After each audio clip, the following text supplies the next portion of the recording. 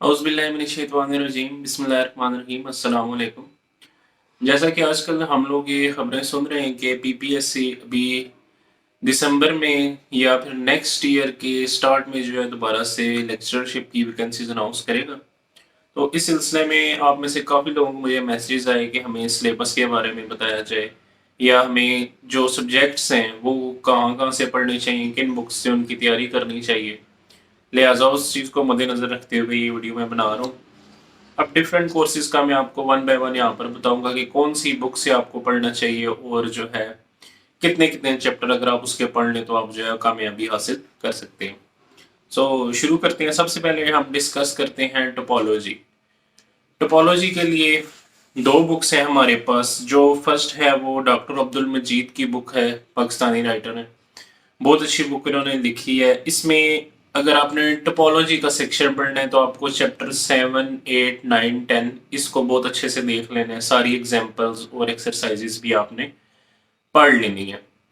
मजीद अगर आप इसमें देखना चाहते हैं मजीद बेहतरी के लिए, जो मुनकरिस की बुक है आमतौर पर पढ़ाई जाती है ऑलमोस्ट तमाम यूनिवर्सिटीज़ में, वहाँ से भी आप जो है इस चीज़ को देख सकते हैं। ठीक है, पहले आप पाकिस्तानी राइटर की बुक पढ़िए, अपनी अंडरस्टैंडिंग को बेहतर करें और उसके बाद मजीद अच्छी तैयारी के लिए आप जो है वो दूसरी बुक को देखें। नेक्स्ट हम चलते हैं ग्रुप थ्योरी की तरफ।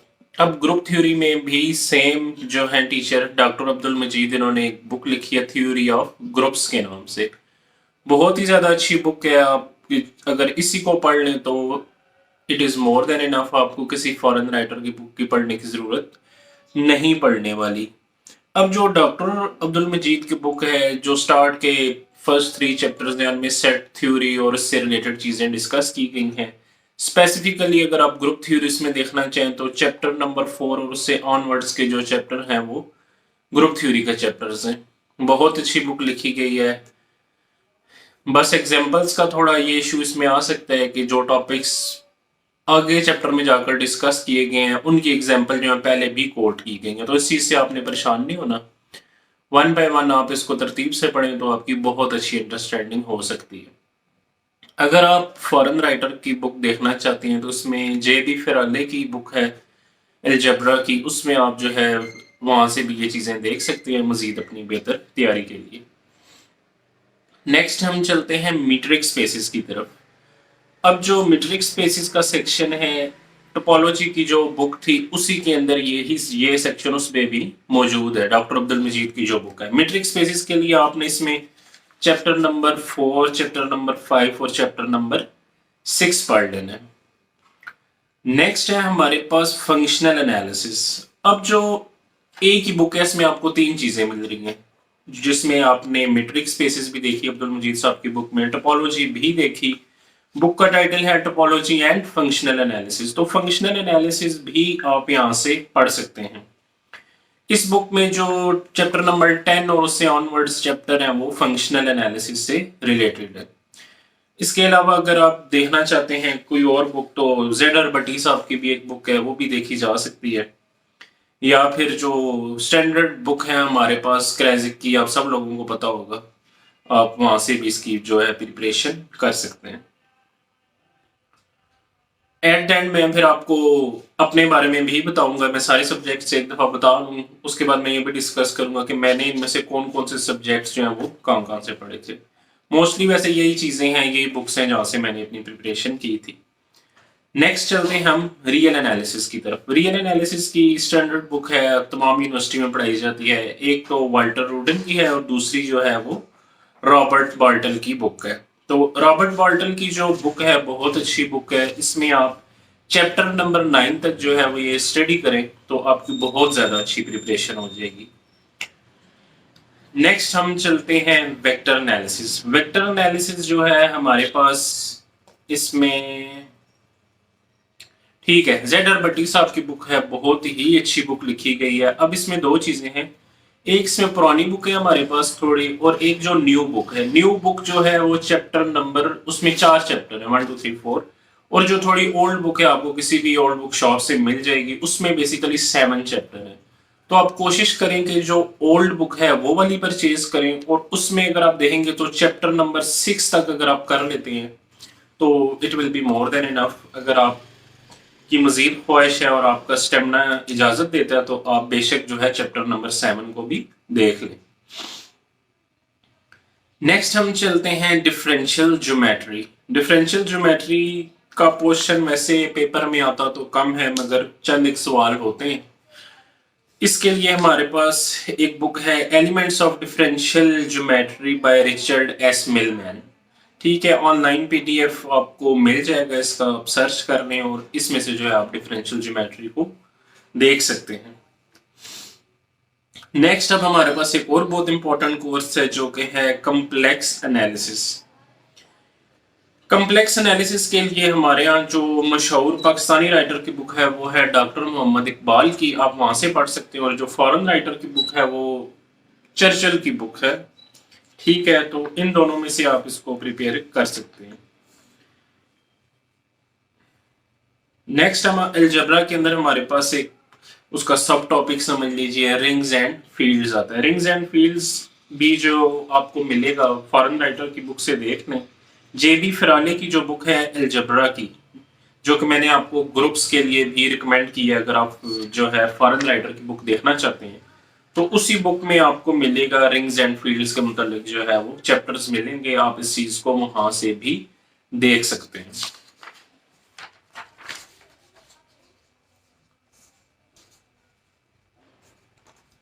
अब जो आगे की चीजें हैं वो डिस्कस करने से पहले मैं आपको कुछ और बुक्स रिकमेंड करता हूं जो कि आपको जरूर देखनी चाहिए कंप्लीटली तौर पर। मैट्रिक और इंटर तो जाहिर सी बात है आप सब लोग पढ़ेंगे और बेसिक है काफी, आपको इतना टाइम भी नहीं लगेगा। उसके अलावा बीएससी जिन लोगों ने की है वो जानते हैं कि हम बुक्स पढ़ते हैं एस एम यूसुफ साहब की, एक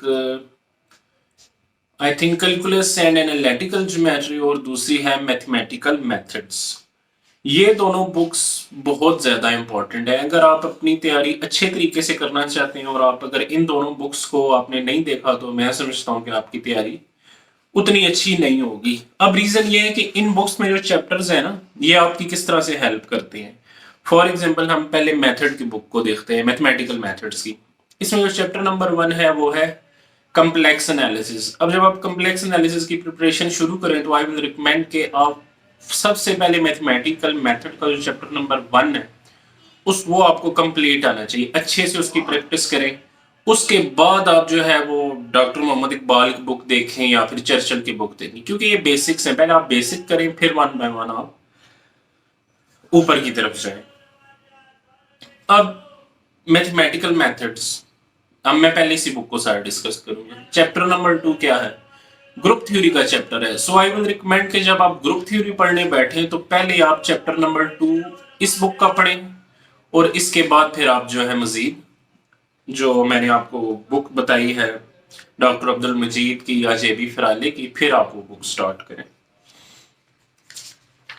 नेक्स्ट हमारा जो कोर्स है वो है लीनियर अलजेब्रा का। अब लीनियर अलजेब्रा का कोर्स पढ़ने से पहले या उसकी शुरुआत किस तरह से करनी है, ये ही जो बुक है मैथमेटिकल मेथड्स की, इसका चैप्टर नंबर 3, 4, 5, 6, 7 ये जो बेसिकली है ये लीनियर अलजेब्रा से ही रिलेट करते हैं। चैप्टर नंबर 6 और चैप्टर नंबर 7 बहुत ज्यादा इंपॉर्टेंट है इसमें। चैप्टर नंबर 6 आपके पास वेक्टर स्पेसिस है।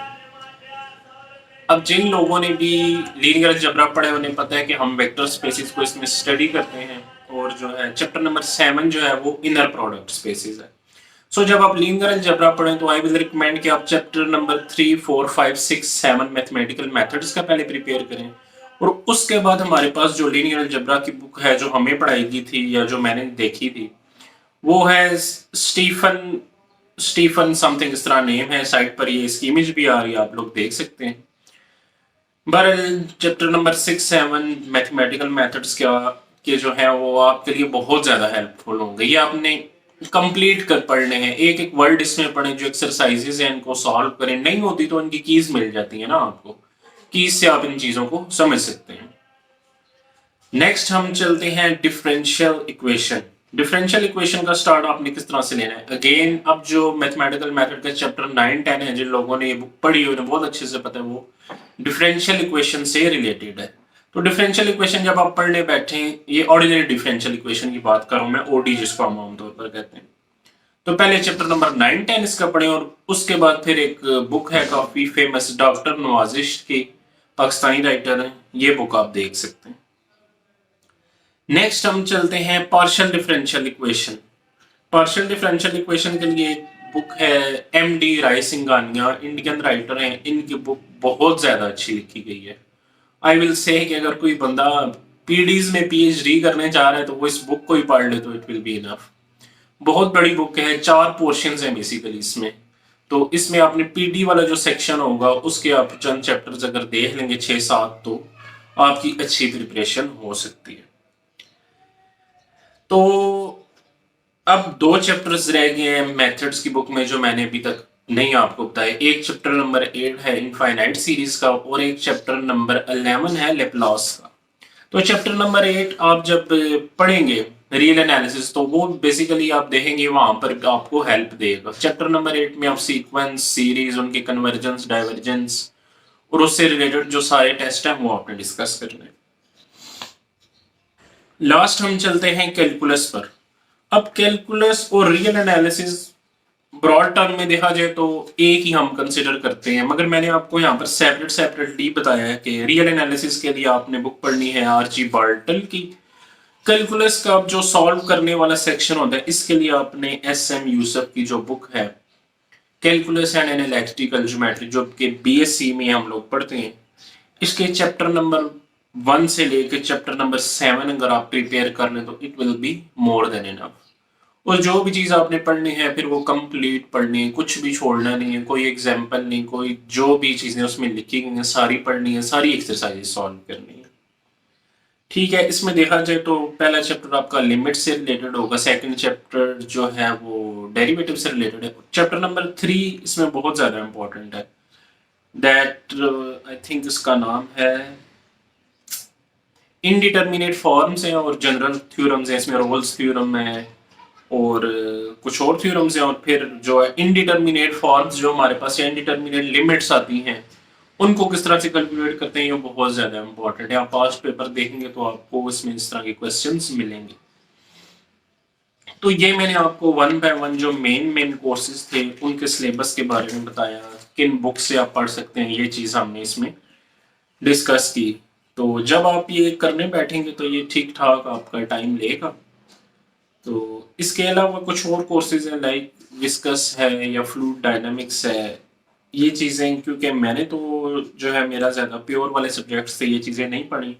और पेपर अगर आप देखेंगे तो वहाँ पर ये जो कोर्सेज मैंने आपको बताए हैं, एक दफ़ा मैं फिर रिपीट करता हूँ, यही कोर्सेज जो है वो ज़्यादा इन्हीं में से क्वेश्चंस आते हैं। टोपोलॉजी है, ग्रुप थ्योरी है, मीट्रिक स्पेसिस है, फंक्शनल एनालिसिस है, real analysis, vector analysis, complex analysis, differential geometry, rings and fields, linear algebra, differential equations, calculus. अब से मैकेनिक्स के लिए आपको बता दें, मैकेनिक्स के लिए भी ग्रेजुएशन लेवल पर हम एक बुक पढ़ते हैं क्यू के गौरी साहब की, ये बुक आप देख लें। और उसके साथ एक और बुक आती है डॉक्टर आफ्ताब खान की, ब्लैक कलर की ये बुक है, क्यू के गौरी और जो है डॉक्टर आफ्ताब खान की बुक, इसमें सिमिलैरिटीज इस तरह से हैं कि जो क्यू के गौरी साहब की बुक में जो हमारे पास एक्सरसाइज में क्वेश्चंस हैं वो आफ्ताब खान साहब की बुक में एज एन एग्जाम्पल सॉल्व किए गए हैं। तो ये दोनों चीजें अगर आप साथ रखकर पढ़ेंगे तो आपकी बहुत अच्छी प्रिपरेशन हो जाएगी।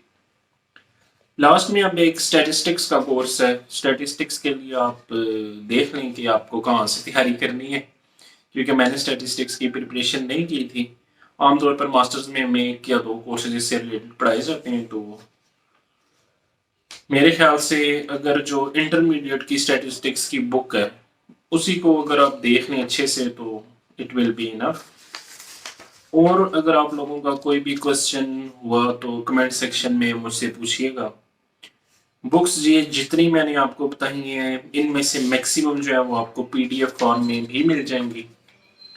तो आई विल रिकमेंड के हार्ड फॉर्म में पढ़ें तो बहुत ज़्यादा अच्छी बात है, उसका एक अपना ही चार्म होता है। बुक आपके सामने हार्ड फॉर्म में मौजूद है, पीडीएफ है, बार बार आपको पेजेस ऊपर नीचे करने हैं तो वो इतने फ्रूटफुल नहीं होता। Anyway, this is up to you. तो ये मैंने शॉर्टली कोर्स को डिस्कस किया है। नेक्स्ट इसके बाद हम देखेंगे अगली वीडियो में कि बुक्स को किस तरह से हमने पढ़ना है, क्या अप्रोच होनी चाहिए हमारे पढ़ने की, और इसके अलावा जो हमारे पास MCQs की बुक्स होती हैं डिफरेंट पब्लिशर्स की, उनको पढ़ना चाहिए कि या नहीं पढ़ना चाहिए, अगर पढ़ना है तो क्या स्ट्रेटजी होनी चाहिए। इस वीडियो को यहीं तक क्लोज करते हैं। आई होप आपको सिलेबस के बारे में पता चल गया हो। मजीद कोई भी क्वेश्चन हुआ तो आप मुझसे रब्ता कर सकते हैं।